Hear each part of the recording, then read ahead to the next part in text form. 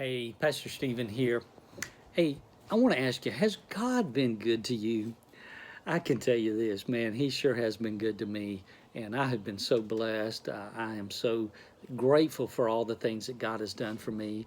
And the question is, what does God require of me? Now, understand this, to be saved, nothing. You're saved by grace. That means you can't earn it. Through faith, it is a gift of God, not of works. However, as a result of being saved, I do believe there's some things that God requires of us.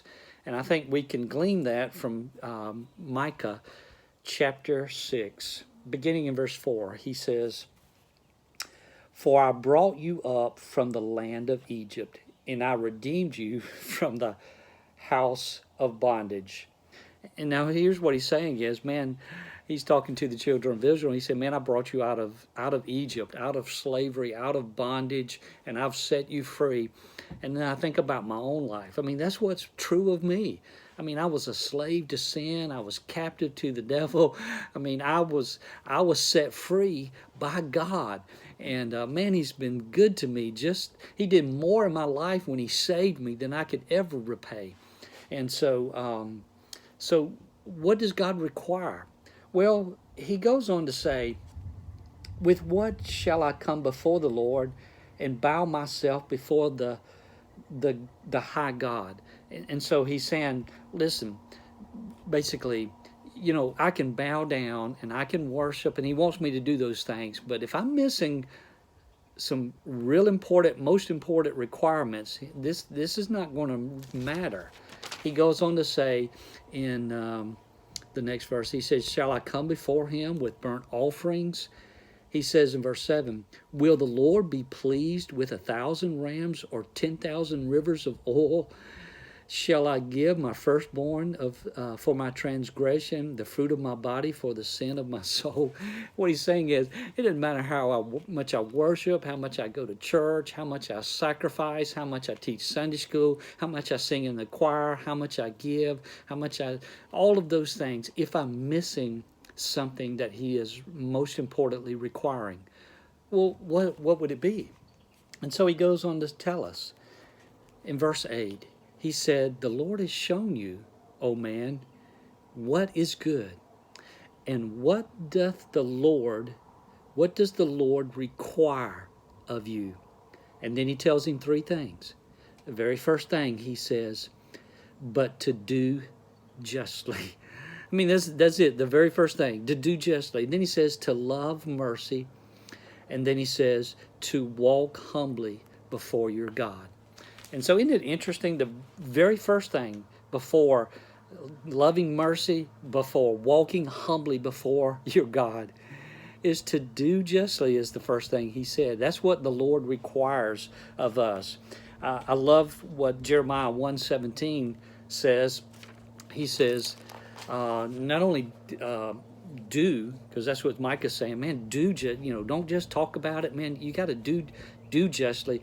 But Isaiah 1:17, he says, learn to do good, seek justice. That means, man, seek it out.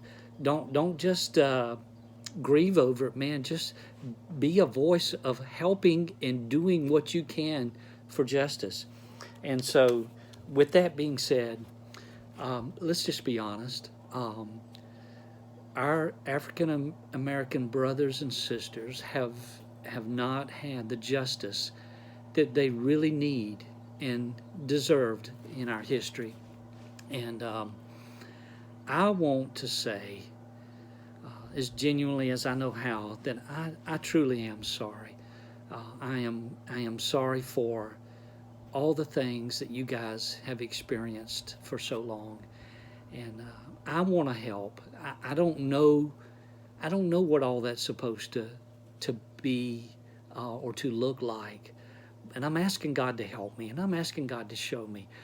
But I am sorry for what you guys have experienced, and I just want you to know that I do love you, and I appreciate you.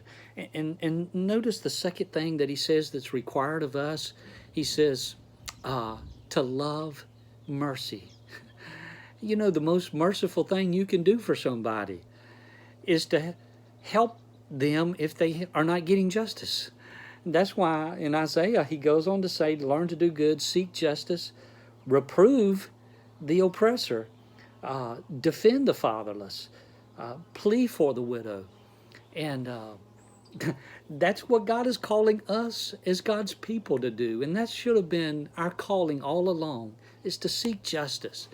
Seek to mercifully help those that are not getting justice. And so he says, number 3, to walk humbly before your God.